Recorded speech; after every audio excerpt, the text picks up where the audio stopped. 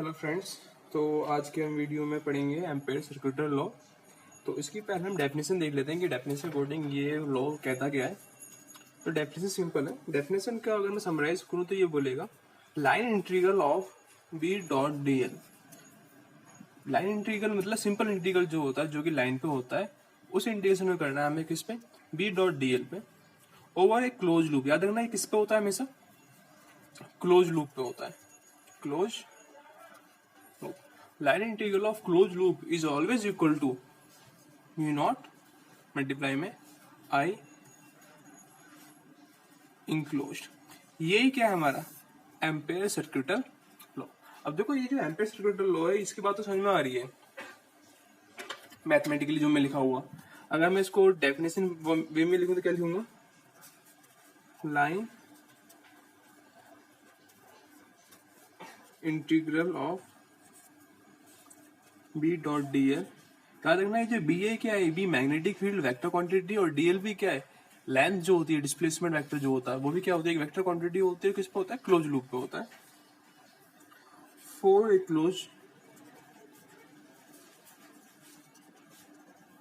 Close curve, अब curve बोलो या लूप बोलो, is equal to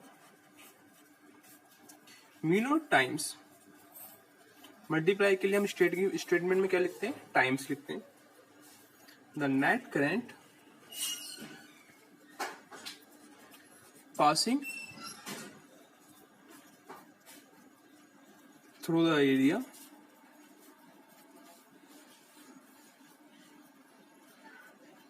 bounded by the curve. अब इसको समझते हैं ये कहना क्या चाह रहा है। ये कहना ये चाह रहा है कि अगर आपको इस तरह से एक लूप दे रखा है, ये क्या है, लूप, आप लूप बोलो या कर्व बोलो, एक लूप या कर्व है, ठीक है। इसी लूप को हम क्या बोलते हैं, एम्पेरियन लूप। एम्पेरिकल लूप जो होता है, एम्पेरियन लूप या एम्पेरिकल, RICAL, एम्पेरिकल लूप, ठीक है।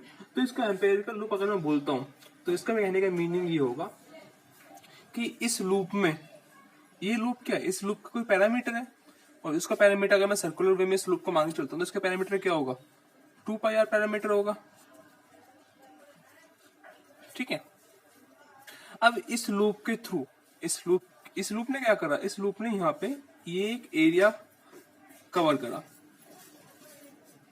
समथिंग लाइक अगर आप कोई भी एक रिंग लेते हो तो उस रिंग में क्या होता है, कहीं एक बीच में, उसके बीच में एक एरिया आ जाता है, तो उसी एरिया को बात कर रहे हैं। देखो line integral of B dot D L for a close curve. सबसे पहले स्टेटमेंट देखेंगे, line integral of B dot D L for a close curve. तो line integral of B dot D L की बात हमें करनी है, लेकिन किसके लिए, क्लोज कर्व के लिए। तो अगर ये आपका क्लोज कर्व है, याद रखना ये कर्व हमेशा कैसा होना चाहिए, क्लोज होना चाहिए। तो इस कर्व के ऊपर हमें क्या करना है, मैग्नेटिक फील्ड का इंटीग्रल करना है। इस कर्व के ऊपर क्या करना है, मैग्नेटिक फील्ड का इंटीग्रल करना है। देखो बस आपको ये समझना है कि किसका इंटीग्रेशन करना है, मैग्नेटिक फील्ड करना है।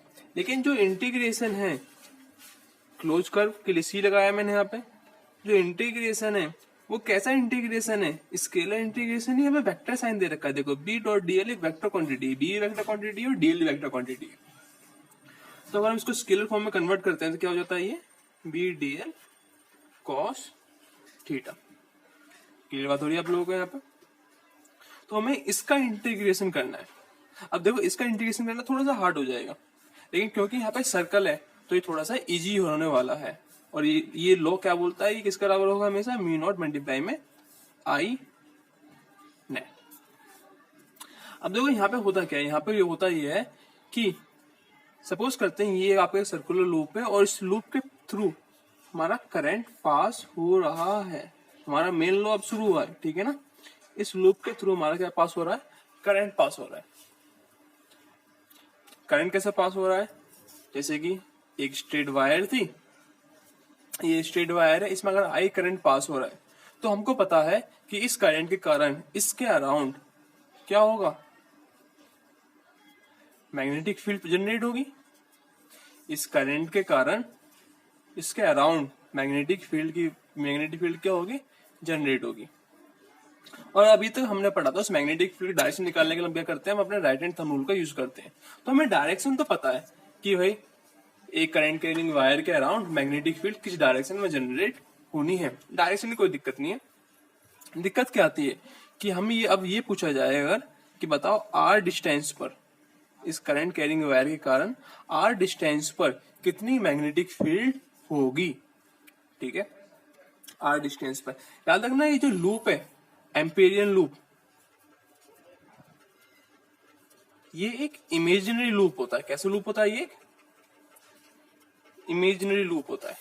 इसका हम जस्ट कॉन्सेप्ट इसलिए लाते हैं ताकि हमारा जो डेरिवेशन है वो थोड़ा सा इजी हो जाए, वो थोड़ा सा हमें समझने में इजी रहे, और कुछ नहीं है।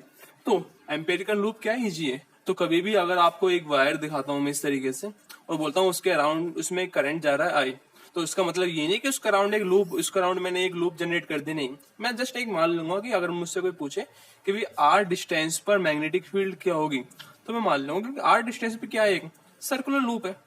आर डिस्टेंस पे क्या है हमारा, एक सर्कुलर लूप है, और उसी सर्कुलर लूप को हम क्या बोल देते हैं, एम्पेरियन लूप।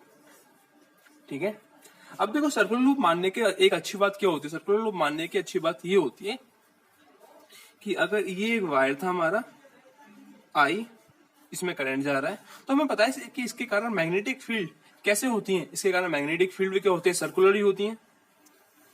ये मैग्नेटिक फील्ड है इसके कारण सर्कुलर वे में। ठीक है, और अगर मैंने एम्पेरियन लूप भी सर्कल में मान लिया तो एम्पेरियन लूप भी सर्कुलर हो जाएगा। तो हमें क्या दिखता है, हमें ये दिखता है कि मैग्नेटिक फील्ड भी सर्कुलर और एम्पेरिकल लूप भी कैसा है आपका, सर्कुलर है। तो अगर आपसे कोई बोले कि भाई ये लाइन इसके पैरेलल है, पहली वाली लाइन दूसरी वाली लाइन के पैरेलल है, क्योंकि दोनों स्ट्रेट जा रही हैं। अगर मैं आपसे बोलता हूं क्या कि एक सर्कल मैंने पहले ये ड्रॉ करा रेड लाइन से और दूसरा सर्कल ड्रॉ करा मैंने ब्लैक लाइन से, तो क्या ये एक दूसरे के पैरेलल है। इसको हम ऐसे देखेंगे कि हम क्या बोलेंगे, भाई इस सर्कल का छोटा वाला पार्ट ही है और इस सर्कल का ये वाला पार्ट आपस में क्या है, ये पैरेलल है। क्यों पैरेलल है, क्योंकि देखो इस पॉइंट की बात करें अगर हम, तो यहाँ पे जो टेंजेंट जाएगा और यहाँ पे जो टेंजेंट जाएगा वो क्या होगा, पैरेलल होगा। तो हम इसी कॉन्सेप्ट को यूज करेंगे एम्पेयर सर्कुलर लूप में। तो एक वायर जिसमें करंट जा रहा है, उसके कारण मुझे निकालना आर पॉइंट पर मैग्नेटिक फील्ड। ये इसलिए हम यूज करते हैं एम्पेयर सर्कुलर लॉ को। तो अगर मुझे आई करंट के कारण आर पॉइंट पर मैग्नेटिक फील्ड निकाले तो मैं क्या करूंगा, सबसे first step draw empirical loop passing through R, और पॉइंट पी, ये पी पॉइंट है और इसका डिस्टेंस कितना है आर। तो सबसे पहले क्या करेंगे, इस पी पॉइंट के थ्रू एक सर्कुलर लूप को ड्रॉ कर लेंगे और उसको क्या नाम दे देंगे, एम्पेरिकल लूप। ठीक है, एम्पेरिकल लूप नाम दे दिया। अब क्या करेंगे, हम इंटीग्रेशन करेंगे। इंटीग्रेशन कैसे करेंगे, B.dl over close loop, B.dl over close loop. अब देखो इसको समझते हैं सबसे पहले हम।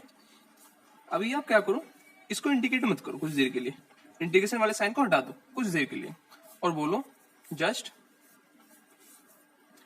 B.dl। इसकी वैल्यू क्या होगी, इसकी वैल्यू होगी, अगर मैं P पॉइंट पे बात करूं, इस P वाले पॉइंट पे, तो P पॉइंट पर मैग्नेटिक फील्ड की डायरेक्शन क्या है, इस तरीके से। और P पॉइंट पर जो हमने लूप जनरेट करा इसका क्या है यहाँ पे DL। देखो ये अगर सर्कुलर लूप है तो इसका जो हर छोटा छोटा पार्ट है, हर छोटे छोटे पार्ट को मैंने क्या बोला DL बोला, हर छोटे पार्ट को मैंने बोल दिया DL। क्लियर? छोटे छोटे एलिमेंट को क्या बोल दिया DL बोल दिया। अगर आप इस DL को क्या करो इंटीग्रेट करोगे तो आपको क्या मिल जाएगा पूरा पूरा L, और वो किसके बराबर होगा 2 पाई R के बराबर। तो मुझे क्या करना है, मुझे करना है, मैंने P पॉइंट बात करी at point P, P point पर हमने इसके अंदर वाली चीज को उठाया B डॉट DL लिखा B, ठीक है, B के यहां पे आ गया। DL क्या है, DL इस P पॉइंट पर, DL इस P पॉइंट पर जो छोटा सा एलिमेंट होगा उस एलिमेंट को मैंने बोला DL। और आप देखो कि मैग्नेटिक फील्ड इसी सर्कुलर लूप में, इसी सर्कुलर लूप में मैग्नेटिक फील्ड सर्कुलर लूप के फॉर्म में ही है, और जो हमारा ये जो सर्कल एम्पेरिकल लूप वो यहाँ पे क्या है इस मैग्नेटिक फील्ड के पैरेलल है। अभी मैंने बताया आपको मैग्नेटिक फील्ड भी सर्कुलर फॉर्म में होती है, और जो हमने लूप इमेजिन करा एम्पेरिकल लूप वो भी क्या है सर्कल की फॉर्म में है। तो अपने आप यहाँ पे क्या हो जाएगा BDL cos 0। क्यों? क्योंकि मैग्नेटिक फील्ड और जो सर्कल है वो दोनों क्या है एक पॉइंट पर पैरेलल है, हर एक पॉइंट पर। तो ये क्या हो जाएगा, ये हो जाएगा हमारा सिर्फ BDL। क्लियर बात हो रही है आप लोगों को यहाँ पे? ठीक है, तो अब क्या करना है हमें, इस चीज का क्या करेंगे इंटीग्रेशन करेंगे, BDL का इंटीग्रेशन। लेकिन इंटीग्रेशन कैसे करेंगे, इंटीग्रेशन करेंगे हम पाथ पर, किसके ऊपर DL का एक छोटा सा एलिमेंट था पाथ था, उस पूरे पाथ को हम बड़ा करेंगे। जब हम इस पूरे पाथ को बड़ा करेंगे तो क्या मिलेगा हमें एक पूरा पूरा एक क्लोज लूप मिलेगा। यहाँ पे क्या आ जाएगा C फॉर क्या है क्लोज लूप, और अकॉर्डिंग टू स्टेटमेंट ये होता है किसके बराबर, ये होता है म्यू नॉट I के बराबर। क्लियर है आपको बात? तो हमारा क्या पता चला, हमें पता चला कि integration of B dot DL over A close loop में से किसके बराबर होगा म्यू नॉट I के बराबर होगा। आपको याद क्या रखना है हमेशा कि जो आपका एम्पेरियन लूप होगा वो कैसा लूप है, पहली बात वो हमारा इमेजिनरी लूप है, और दूसरी बात वो कैसा इमेजिन करते हैं हम सर्कुलर इमेजिन करते हैं। क्यों सर्कुलर इमेजिन कर रहे हैं, भी हम इसको सर्कुलर इमेजिन इसलिए कर रहे हैं क्योंकि जो वायर होगी आपकी जिसमें करंट I फ्लो हो रहा है उसकी मैग्नेटिक फील्ड सर्कुलर होती है, इसलिए हमने कैसा लूप इमेजिन करा सर्कुलर ही करा। क्यों? क्योंकि जब हम B डॉट DL में इस डॉट को हटाएंगे तो यहाँ पे क्या लिखेंगे cos थीटा लिखेंगे, और जब दोनों के दोनों सर्कल में ही होंगे तो अपने आप थीटा क्या हो जाएगा 0। तो ये वाली क्वांटिटी हमेशा अपने आप ही क्या हो जाएगी 1 हो जाएगी, ताकि हमारी स्टेटमेंट इजी रहे। ठीक है, दूसरी बात क्या यहाँ पे कॉन्सेप्ट समझ में आती है हमें कि जो मैग्नेटिक फील्ड है हमेशा स्ट्रेट वायर के कारण किस में होती है, अगर ये स्ट्रेट वायर है तो इसके कारण जो मैग्नेटिक फील्ड होगी वो वायर के परपेंडिकुलर जो प्लेन होगा, इस वायर के परपेंडिकुलर जो प्लेन होगा इस प्लेन में होगी। मीनिंग क्या है, अगर ये लूप है, लूप की डायरेक्शन क्या होती है, हमेशा लूप की डायरेक्शन होती है, अगर लूप का एरिया ये है तो लूप की डायरेक्शन होगी ये, क्योंकि एरिया वेक्टर हमेशा क्या होता है सरफेस के परपेंडिकुलर होता है। ठीक है, एरिया वेक्टर क्या होगा हमें सरफेस के परपेंडिकुलर होगा। तो जो मैग्नेटिक फील्ड होगी बी हमेशा क्या होगी non zero in plane of loop. इस लूप के प्लेन में क्या होगी मैग्नेटिक फील्ड हमेशा क्या होगी नॉन जीरो होगी। ठीक है, और बी क्या होगी जीरो कहां पे normal to plane of loop. इस प्लेन के परपेंडिकुलर डायरेक्शन में अगर मैग्नेटिक फील्ड चेक करूंगा तो जीरो होगी, और इस प्लेन में क्या होगी हमेशा क्या होगी मैग्नेटिक फील्ड होगी। और दूसरी बात क्या, जो मैग्नेटिक फील्ड होगी वो कैसी होगी सर्कुलर ही होगी। इतनी बात क्लियर हो रही है आप लोगों को? ठीक है, तो थोड़ा सा और डिटेल में देख लेते हैं इस चीज को।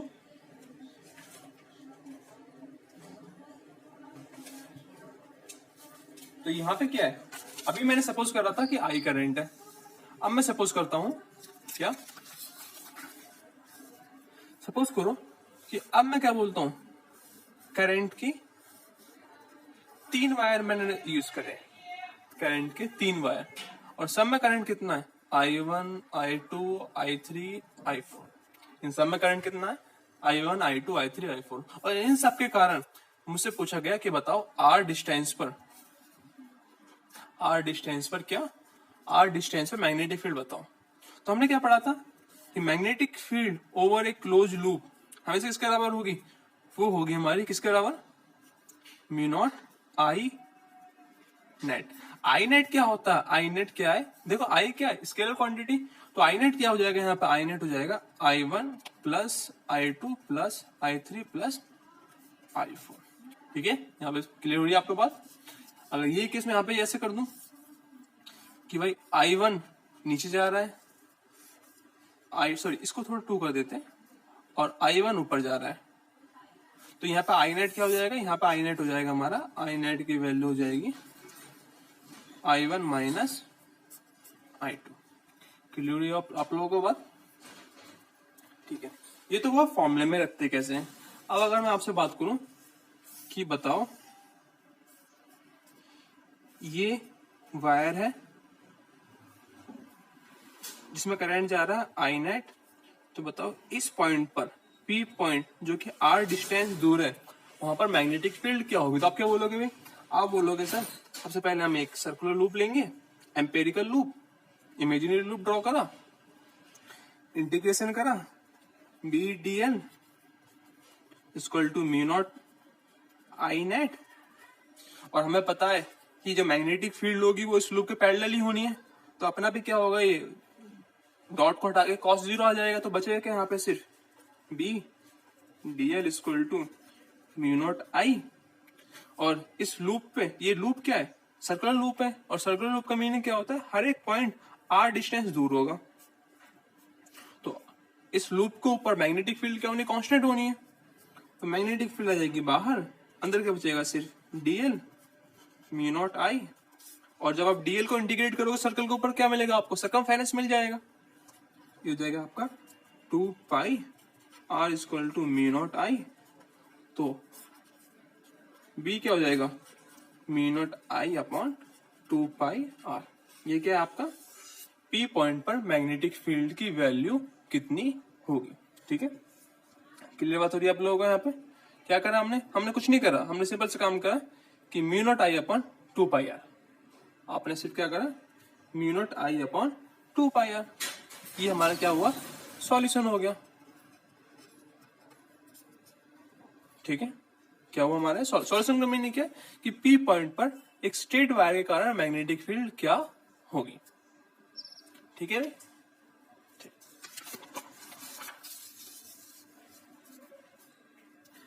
हम क्या देखेंगे,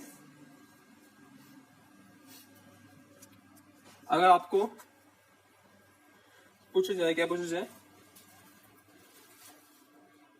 बताओ एक स्ट्रेट वायर था, इसमें करंट आई थी, P पॉइंट पर मैग्नेटिक फील्ड बताओ, तो आप बता सकते हो easily, B dot D L equal to mu not I,